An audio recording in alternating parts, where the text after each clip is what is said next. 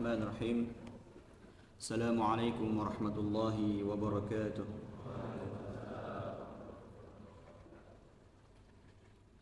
Alhamdulillahilladzi anzala al-Qur'an hudan lin-nasi wa bayyinatin minal huda wal furqan. Assalatu wassalamu ala asyrafil anam wa ala alihi wa ashabihi al-kiram.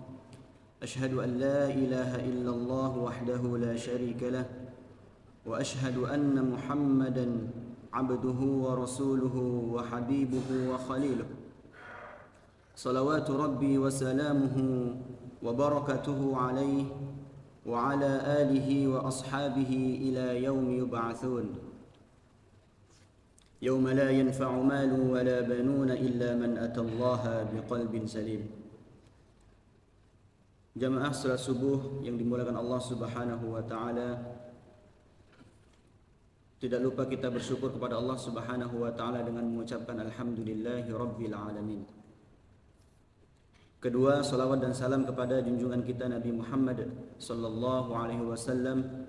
Allahumma shalli wa sallim mubarik alaih, kepada keluarga, sahabat dan pengikutnya hingga yaumil akhir. Jamaah sekalian yang dimuliakan Allah Subhanahu wa taala,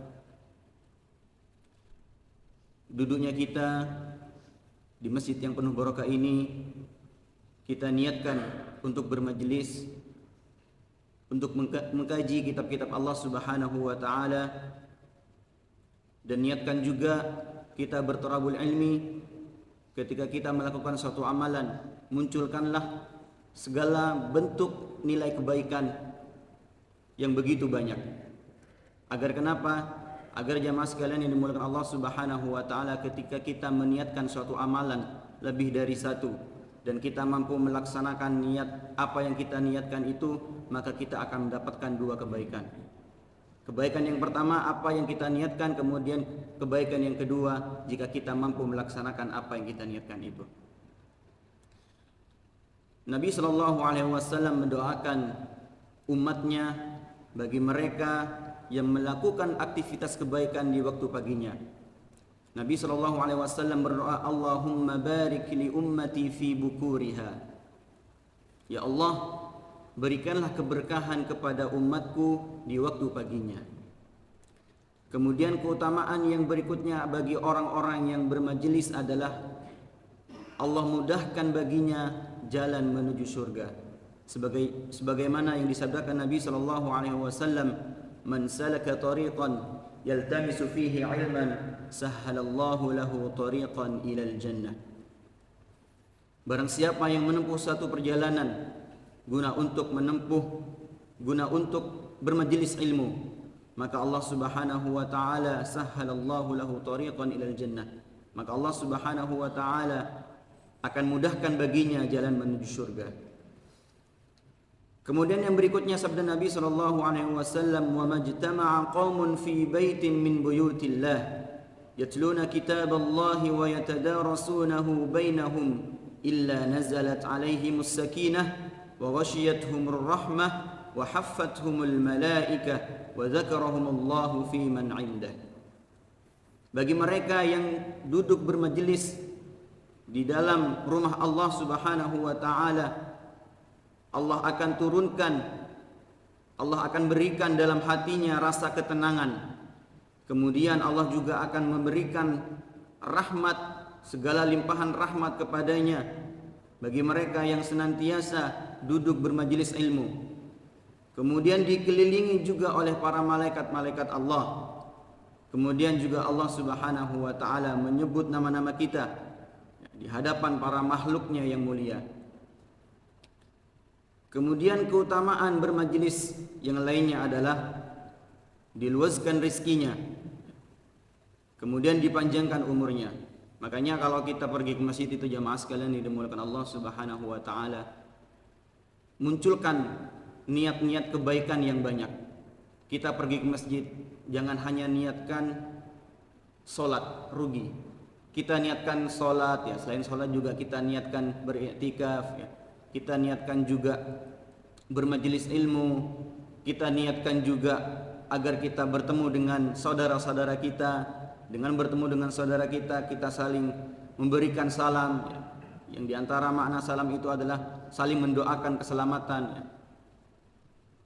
Kata Nabi SAW, man ahabba ayyubsata lahu fi rizqihi wa yunsa'a lahu fi atharihi falyasil rahimahu.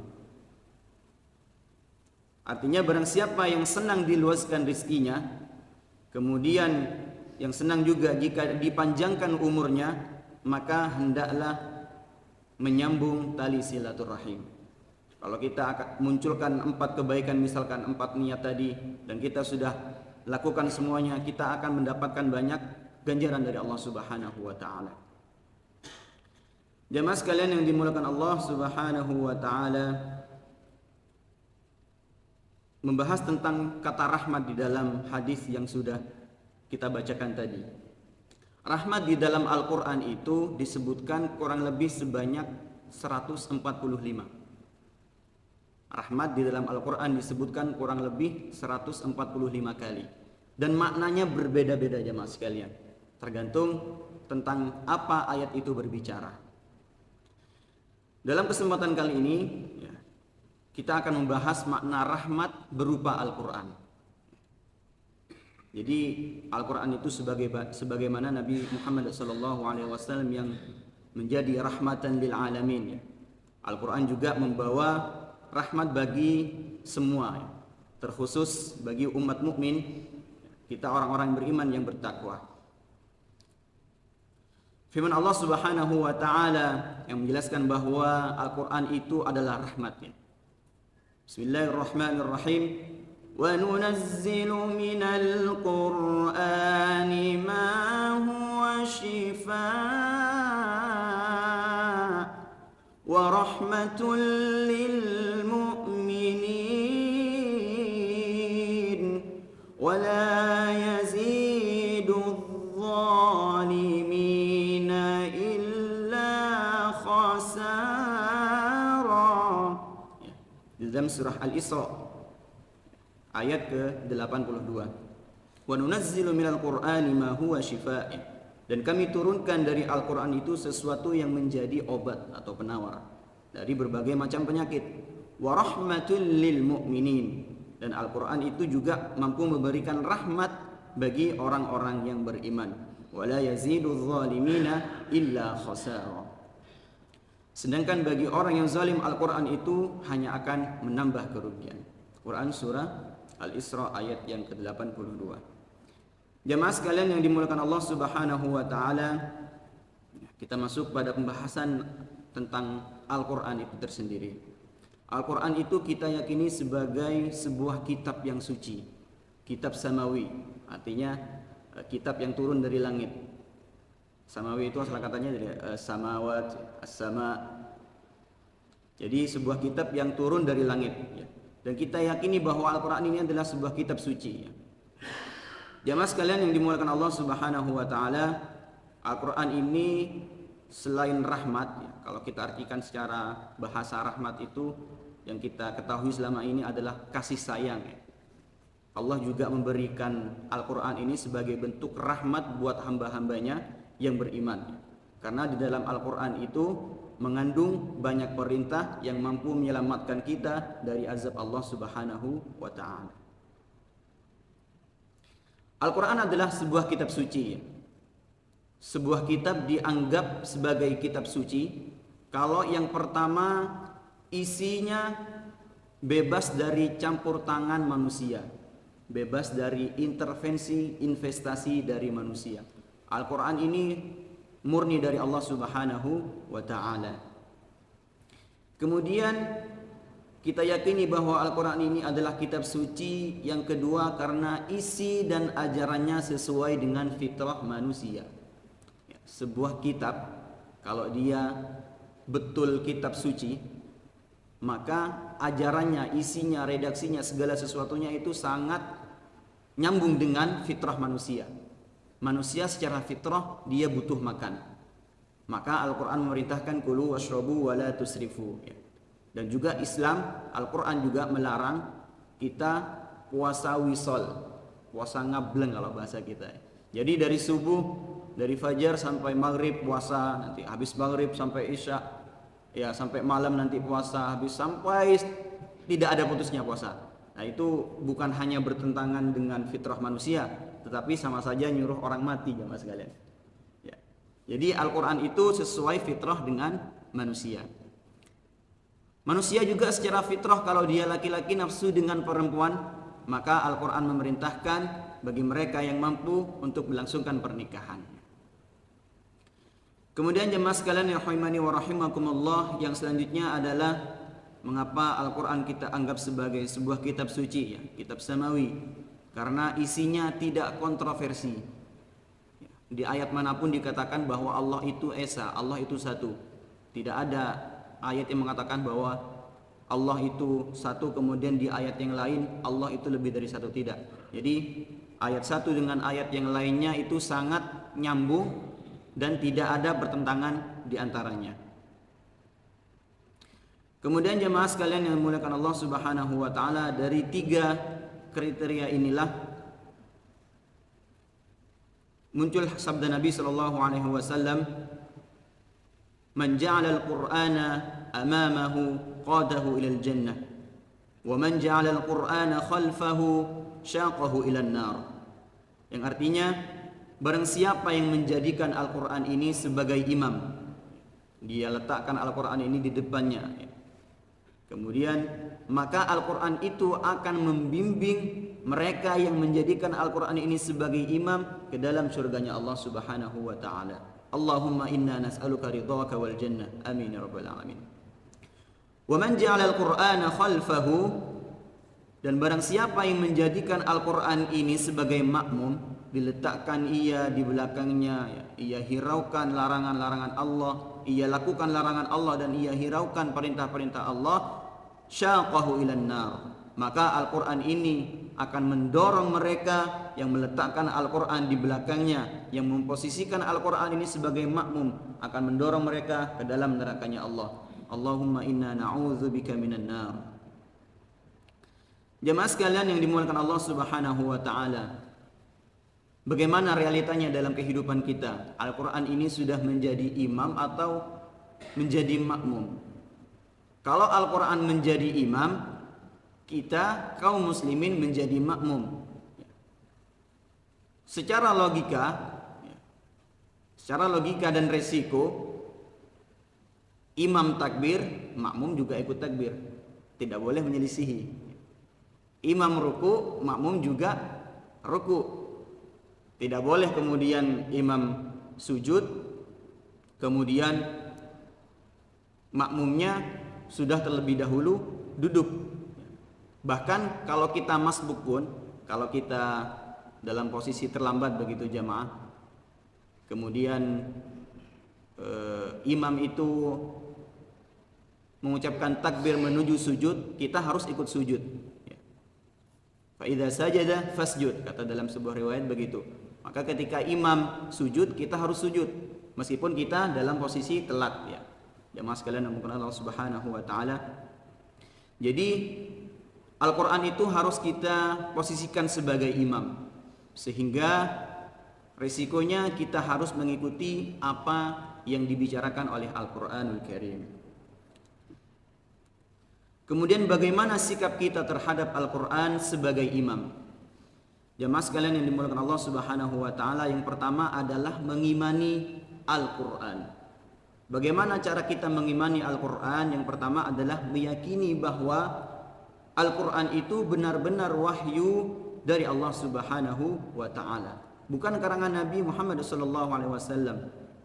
Sebab orang-orang kafir Quraisy mengatakan bahwa Al-Quran ini adalah karangan Nabi Muhammad SAW. Di dalam surah Al-Furqan disebutkan, Bismillahirrahmanirrahim, wa qala alladhina kafaru in hadha illa ifkun iftarah wa a'anahu alayhi qawmun akharun faqad ja'u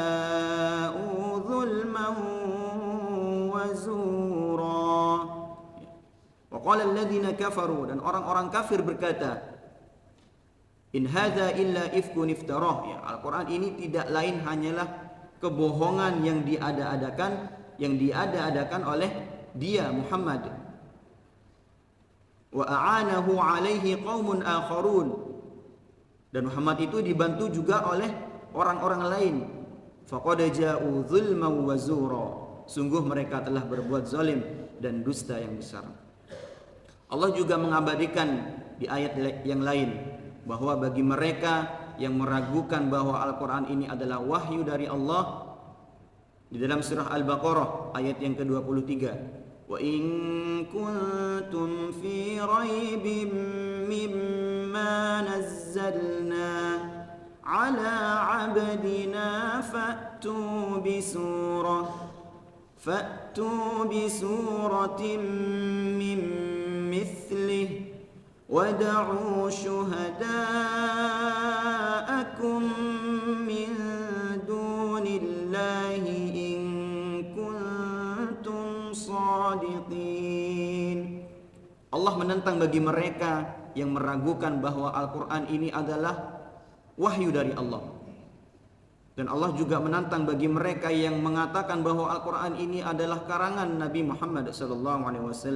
Wa in kuntum fi raibim mimma nazzalna ala abdina. Dan jika kalian ragu terhadap Al-Quran ini yang kami turunkan kepada ala abdina, kepada hamba kami, ala rusulina, kepada utusan kami, kepada Nabi Allah Muhammad SAW, fa'tu bisurah. Maka cobalah kalian buat yang serupa dengan Al-Quran. Fa'tu bisuratin min mithli wada'u syuhada'akum. Jika kalian tidak mampu melakukannya dengan seorang diri, wada'u syuhada'akum. Silakan diajak teman-teman kalian. Silakan diajak sahabat-sahabat kalian yang merasa dirinya bahwa mereka mengatakan bahwa mereka itu mahir dalam merangkai kata-kata. Min dunillahi in kuntum shadiqin. Maka serulah teman-teman kalian dan ajaklah mereka selain Allah jika kamu orang-orang yang benar. Jamaah sekalian yang dimuliakan Allah Subhanahu wa taala, mungkin kita mengatakan barangkali belum ada pernah yang mengatakan yang serupa dengan Al-Quran. Sudah, jamaah sekalian yang dimuliakan Allah Subhanahu wa taala. Dulu di zaman Nabi itu ada salah seorang yang mengaku dirinya sebagai Nabi setelah peninggalan Nabi, Musailamah Al-Kazzab namanya. Musailamah Al-Kazzab ini mengaku dirinya sebagai Nabi yang kemudian dia merangkai kata-kata guna untuk menyaingi Al-Quran ini. Dan oleh orang-orang Arab pada waktu itu ditertawakan karena secara susunan katanya sangat jauh berbeda dengan Al-Quran. Al-Quran jauh lebih indah daripada apa yang dibuat oleh Musailamah Al-Kazzab itu. Jemaah sekalian yang dimuliakan Allah Subhanahu wa taala, kemudian di dalam surah Az-Zumar Allah juga berfirman, Tanzilul kitabi minallahil azizil hakim. Kitab Al-Quran ini diturunkan Allah yang mulia, yang maha bijaksana. Ini juga mematahkan argumen yang mengatakan bahwa Al-Quran ini buatan Nabi Muhammad SAW. Juga di ayat berikutnya dijelaskan, Inna anzalna ilaikal kitaba bil haqq fa'budillaha mukhlishan lahuddin. Sesungguhnya kami menurunkan kitab Al-Quran ini kepadamu Muhammad dengan membawa kebenaran, maka sembahlah Allah dengan tulus ikhlas beragama kepadanya. Itu cara yang pertama, bagaimana cara kita mengimani Al-Quran, yaitu dengan meyakini bahwa Al-Quran itu benar-benar wahyu dari Allah Subhanahu wa ta'ala. Kemudian yang berikutnya jamaah sekalian, bagaimana cara kita mengimani Al-Quran, yaitu dengan meyakini bahwa Al-Quran itu diturunkan sebagai mukjizat terbesar Nabi Muhammad sallallahu alaihi wasallam. Nabi itu diberikan mukjizat yang begitu banyak. Ulama menyebutkan kurang lebih 10 sampai 14. Dan di antara mukjizat paling besarnya Nabi Muhammad SAW adalah Al-Quran. Mungkin sebagian kita beranggap, Ustadz, mukjizat Nabi Muhammad itu tidak seperti mukjizatnya Nabi Isa yang membelah lautan, Nabi Musa yang membelah lautan, atau mukjizatnya Nabi Isa yang menghidupkan orang mati. Nabi Muhammad SAW adalah satu-satunya Nabi yang diberikan mukjizat auditori.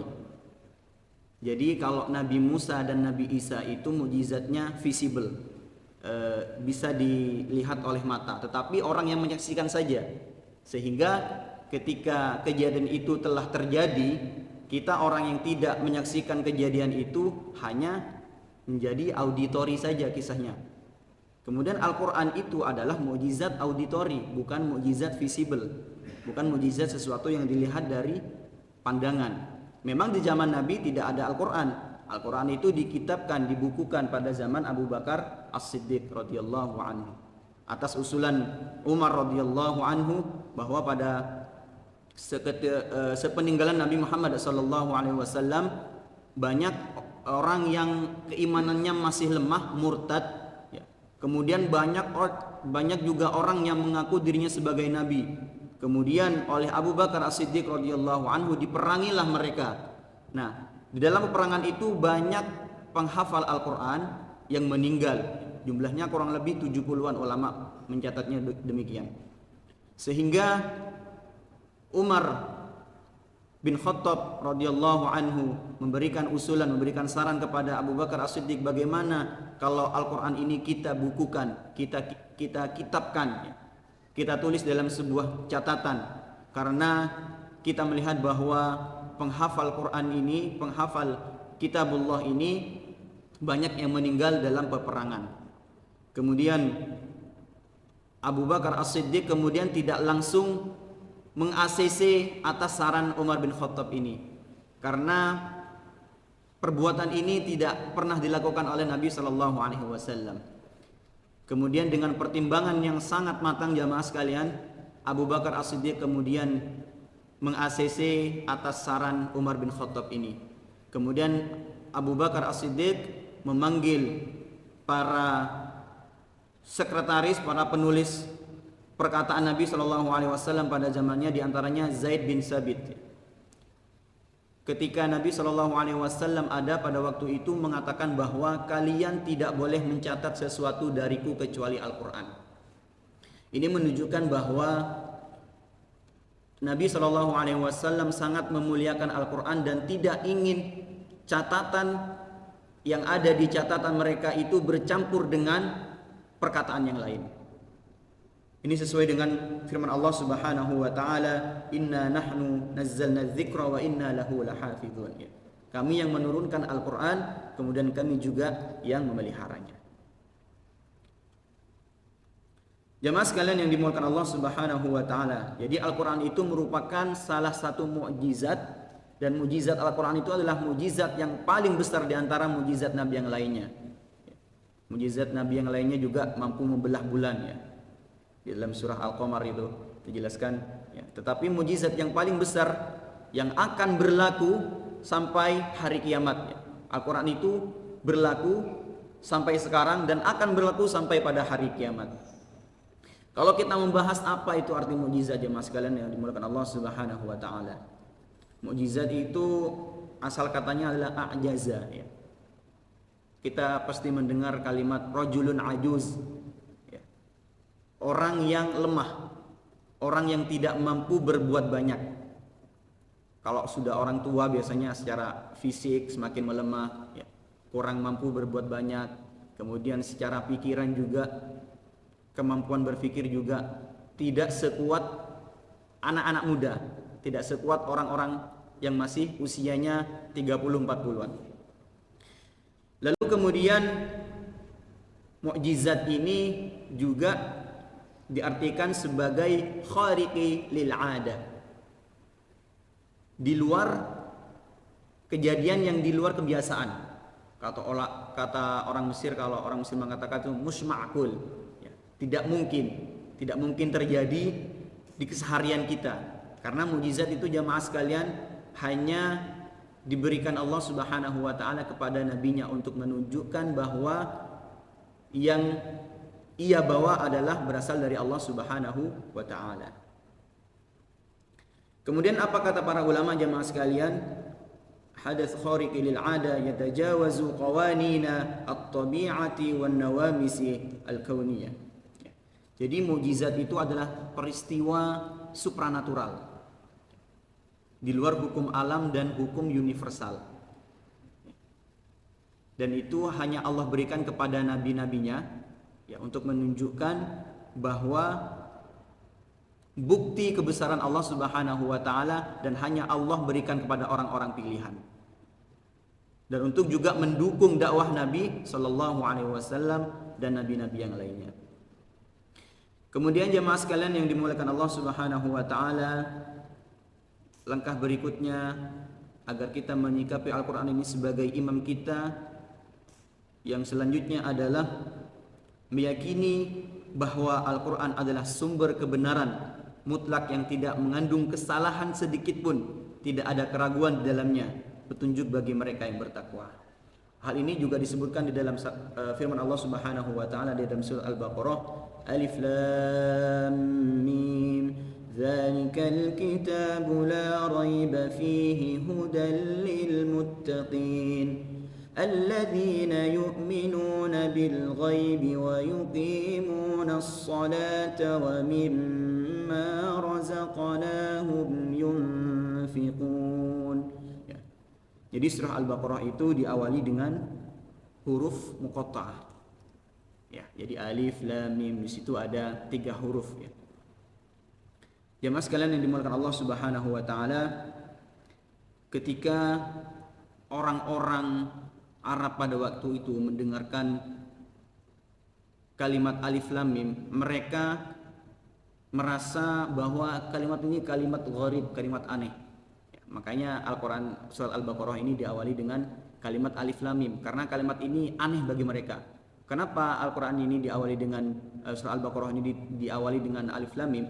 Agar orang-orang yang merasa aneh dengan kalimat ini mau mendengarkan apa alif lam mim itu kira-kira jemaah sekalian. Kemudian apa ini alif lam mim? Kemudian dengan demikian memancing rasa penasaran mereka untuk mendengarkan Al-Qur'an. Dzalikal kitabu la raiba fihi hudal lil muttaqin. Bahwa Al-Qur'an itu adalah kitab yang tidak ada keraguan di dalamnya, petunjuk bagi mereka yang bertakwa. Alladzina yu'minuna bil ghaibi wa yuqimuna as-salata wa mimma razaqnahum yunfiqun. Menariknya jemaah sekalian, pernah suatu ketika saya bertalaki dengan syekh saya. Ketika sampai pada ayat ini, ayat yang ketiga ini, alladzina yu'minuna bil ghaibi wa yuqimuna as-salata wa mimma razaqnahum yunfiqun.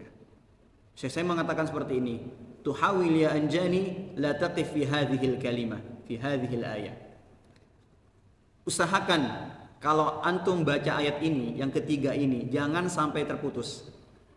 Artinya dibaca satu ayat utuh, jangan sampai ada waqaf di tengah-tengah ayat, di tengah-tengah kalimat. Kenapa?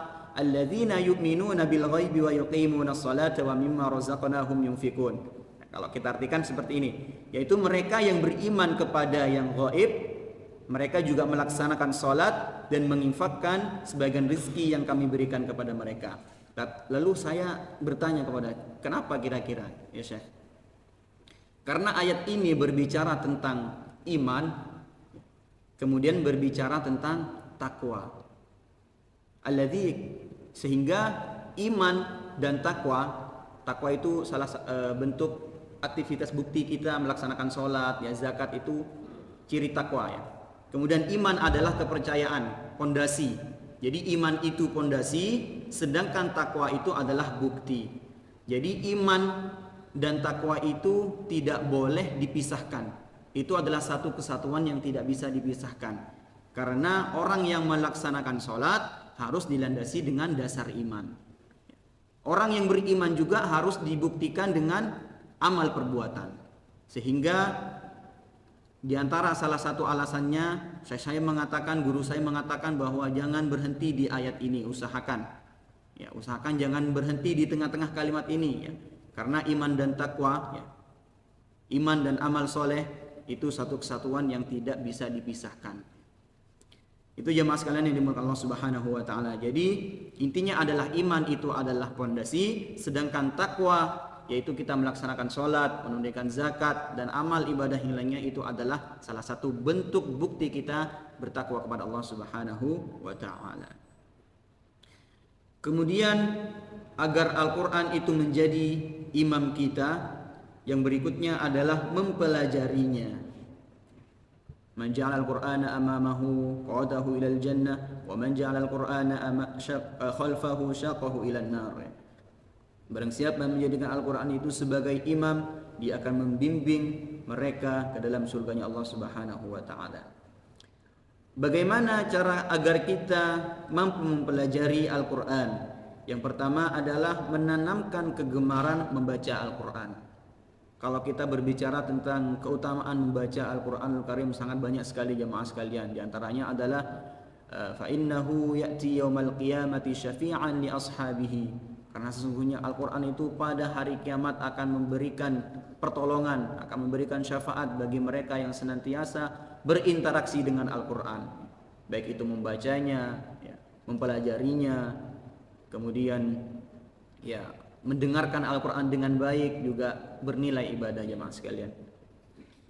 Kemudian kalau kita melihat fenomena yang terjadi yang di kampung mungkin atau di sebuah desa, sekarang itu sangat kita jarang temui di qaryah itu mereka kenceng-kencengan suara Al-Quran. Kalau zaman dulu mungkin ketika belum ada listrik gitu jemaah sekalian, di rumah satu ada majelis Al-Quran, ya anak-anak ngaji TPQ, kemudian di rumah sebelah ada orang wiritan, sholawatan dan berikutnya.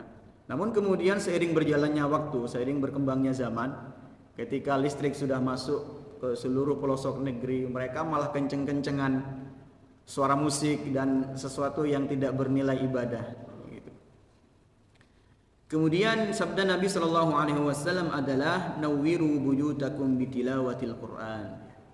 Maka hiasilah rumah-rumah kalian itu dengan bacaan Al-Quran. Zaman dulu juga ketika tidak ada listrik, tidak ada lampu seperti sekarang ini yang kita nikmati, mereka tetap menghidupkan rumah mereka dengan bacaan Al-Quran, sehingga rumah itu tidak kemudian menjadi sunyi, ya, menjadi sepi.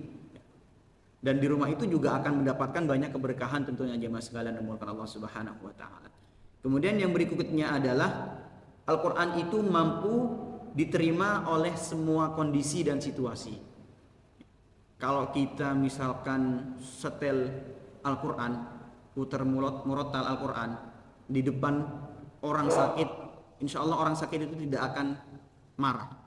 Tetapi kalau ada sakit gigi misalkan, atau ada orang sakit kepala, sakit segala macamnya, kemudian diputarkan musik coba misalkan, kalau enggak kita menjadi bahan, menjadi amarah dia, atau kita akan diusir dari tempat itu. Makanya jemaah sekalian dimuliakan Allah Subhanahu wa taala, di antara salah satu mukjizat Al-Qur'an itu adalah mampu diterima oleh semua kondisi dan situasi. Karena ya ada orang meninggal dibacakan Al-Quran juga baik, ya. Kemudian ada orang acara nikahan juga dibacakan Al-Quran juga baik, ya. Pokoknya Al-Quran itu segala situasi dan kondisi mampu diterima. Kemudian yang berikutnya adalah diantara keutamaan orang-orang mukmin yang membaca Al-Quran. Sabda Nabi Sallallahu Alaihi Wasallam, "Masalul mu'minin alladhi yaqra'ul Quran kamathalil utrujah. Rihuha tayyibun wa ta'muha tayyibun." Jadi orang mukmin yang membaca Al-Quran seperti buah utrujah. Buah utrujah itu rasanya manis, ya, dan juga baunya harum, ya. Kira-kira kalau di kehidupan kita ya kira-kira kurang lebih jeruk lah jemaah sekalian. Tapi jeruknya yang manis, ya, gitu. Jeruk itu sudah manis, ya. Kemudian baunya juga semerbak jemaah sekalian. Kemudian ada juga golongan orang mukmin yang tidak membaca Al-Quran. Wa masalul mu'minin alladzina la yaqra'ul Qur'an kamasalit tamrah la riha laha wa ta'muha hulwun. Jadi orang mukmin yang tidak membaca Al-Quran Ternyata ada orang mukmin yang tidak membaca Al-Qur'an aja Mas. Ya, jadi orang mukmin yang tidak membaca Al-Qur'an itu seperti buah kurma. Kurma itu sifatnya rasanya manis tapi nggak ada baunya. Artinya amal soleh yang ia lakukan selama ini hanya untuk dirinya sendiri. Syiarnya tidak ada. Orang yang berada di sekitarnya tidak mampu merasakan kebaikan yang ia lakukan. Itu perumpamaan orang mukmin yang tidak membaca Al-Qur'an. Juga ada golongan orang munafik yang membaca Al-Qur'an. Wa matsalul munafiqil ladzi yaqra'ul Qur'an matsalur raihana rihuha thayyibun wa ta'muha murrun ya. Jadi orang munafik ada yang membaca Al-Qur'an ya. Diibaratkan seperti buah raihana, baunya sedap dan rasanya pahit. Kira-kira apa nih jemaah sekalian? Jadi baunya sedap, jadi yang jamaah yang orang lain rasakan saja sedap, tapi sesungguhnya di dalam hatinya itu sangat busuk. Itulah perumpamaan orang-orang munafik yang membaca Al-Quran. Ada juga golongan orang yang munafik yang tidak membaca Al-Quran. Sudahlah munafik, tidak baca Quran lagi. Dalam sebuah hadis riwayat ini dilanjutkan bahwa wa masalul munafiqil ladzina la yaqra'ul Qur'an kamatsalil hanzalah laisa laha rihun wa ta'muha murrun. Jadi ada golongan orang-orang munafik yang tidak membaca Al-Qur'an. Diumpamakan seperti buah hanzalah. Sudah rasanya pahit, baunya busuk. Kira-kira ya apa di kehidupan kita itu? Ya kira-kira seperti itulah. Jadi orang munafik yang tidak membaca Al-Qur'an busuk luar dalam ya. Sehingga di dalam riwayat ini disebutkan seperti buah hanzalah. Muttafaqun alaih. Jamaah sekalian yang dimuliakan Allah Subhanahu wa taala, jangan pernah berkecil hati bagi kita yang kemudian tidak mampu membaca Al-Qur'an dengan lancar. Tetap harus mempelajarinya. Karena dalam sabda Nabi sallallahu alaihi wasallam, al-mahiru bil Qur'an ma'as safaratil kiramil bararah. Jadi orang yang mahir membaca Al-Qur'an, orang yang lancar membaca Al-Qur'an, ma'as safaratil kiramil bararah, bersama para malaikat yang mulia. Walladzi yaqra'ul Qur'an wa yatata'ta'u fihi wa huwa 'alaihi syaqun lahu ajran. Namun bagi mereka yang tidak mampu membaca Al-Qur'an dengan baik dan mereka terbata-bata dalam membacanya, mereka mendapatkan dua kebaikan dari Allah Subhanahu wa taala. Sehingga dengan demikian jamaah sekalian, bagi kita yang tidak mampu membaca Al-Qur'an dengan baik harus ada ijtihad yang baik ya. Karena Allah Subhanahu wa taala akan memberikan pahala, akan memberikan dua kebaikan kepada mereka. Kebaikan yang pertama adalah ajrun minallah minat tilawatihi ya. Ajrun minallah, pahala dari Allah atas bacaan Al-Qur'annya itu.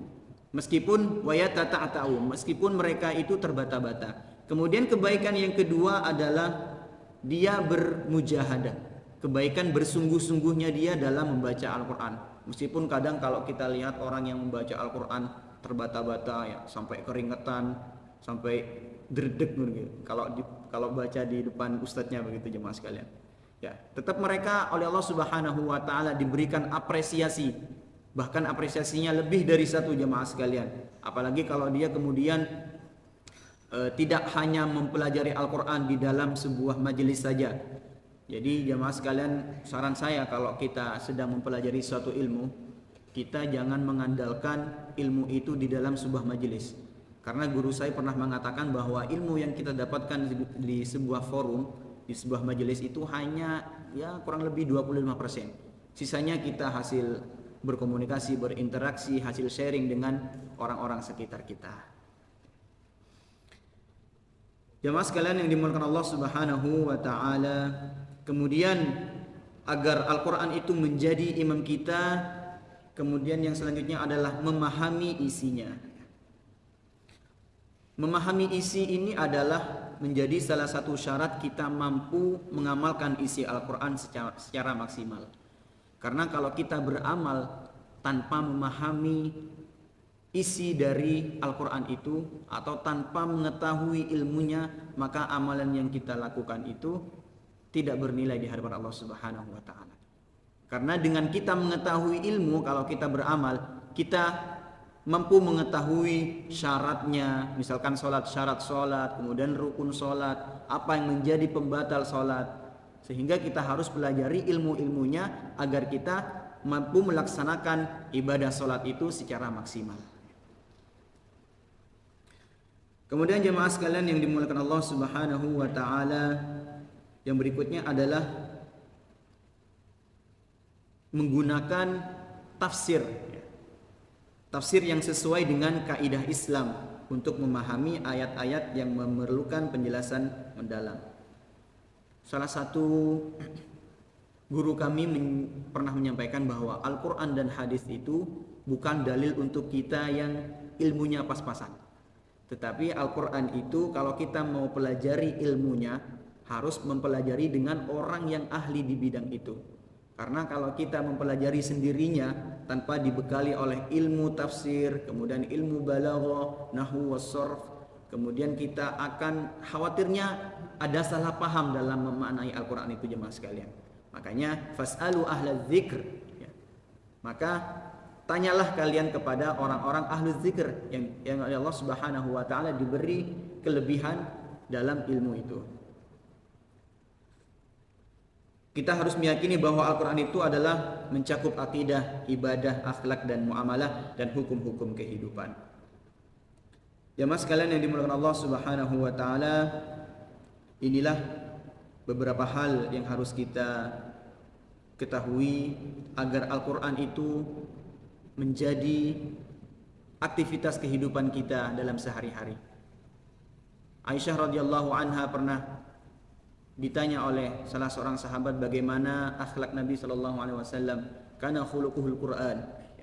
Akhlaknya Nabi itu seperti Al-Quran.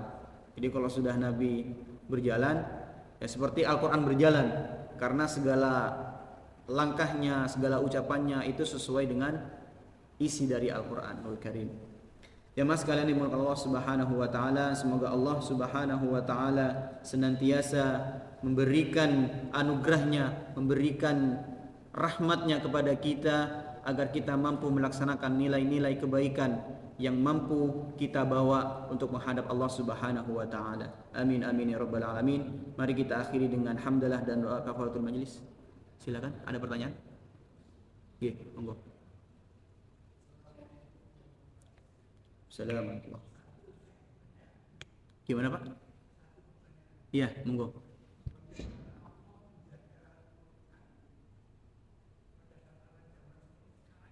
Iya. Iya, terima kasih. Sama-sama.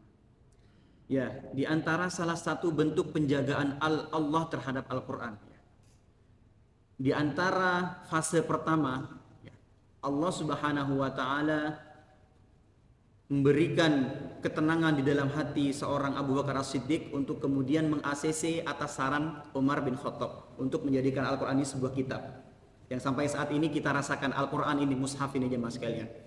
Kemudian ketika Al-Quran dibukukan juga para sahabat yang menjadi penulis perkataan Nabi Shallallahu Alaihi Wasallam juga tidak hanya satu. Ya, diantaranya Zaid bin Sabit yang sudah disebutkan tadi, kemudian ada Utsman bin Affan, Ali bin Abi Thalib dan sahabat-sahabat yang lainnya. Sehingga ketika sepeninggalan Nabi, mereka semuanya berkumpul untuk menyatukan isi tulisan dari Al-Quran itu. Dan pada waktu itu Al-Quran ditulis dari berbagai bentuk. Ada yang tulis di batu, kemudian di pelepah kurma, ada yang tulis di kulit, ada yang tulis di pohon, ya. Itu salah satu bentuk penjagaan Allah. Kemudian yang berikutnya adalah di antara salah satu bentuk juga mukjizat Al-Quran, Allah Subhanahu wa taala munculkan para penghafal Al-Quran. Allah juga munculkan penghafal Al-Quran. Kemudian yang berikutnya adalah kita sebagai orang yang beriman, hamba-hamba dari Allah Subhanahu wa taala juga harus menjadi tim dari penjagaan Al-Quran ini. Bagaimana caranya? Kalau kita tidak bisa mampu menghafal Al-Quran, kita harus melaksanakan isi dari Al-Quran. Mengamalkan isi dari Al-Quran juga harus dilandasi dengan ilmu yang ada di dalam Al-Quran, agar kita segala aktivitasnya seperti Al-Quran yang berjalan. Kita melaksanakan sholat, ini loh ayatnya di dalam Al-Quran. Sehingga di dalam ayat Al-Quran ini kalau kita mampu melaksanakannya, kemudian kita hafal ayatnya meskipun hanya beberapa kata, satu ayat atau dua ayat, tetapi kita paham betul tentang perintah yang ada di dalam ayat ini, maka kita termasuk bagian tim orang-orang yang menjaga Al-Quranul Karim. Itu jemaah sekalian dimulai Allah Subhanahu wa taala. Baik, itu saja yang dapat saya sampaikan. Kurang dan lebihnya mohon maaf. Kita akhiri dengan hamdalah dan doa kafarul majelis. Alhamdulillahirabbil alamin. Subhanakallahumma bihamdika nasyhadu an la ilaha illa anta nastaghfiruka wa natubu ilaik. Wassalamualaikum warahmatullahi wabarakatuh.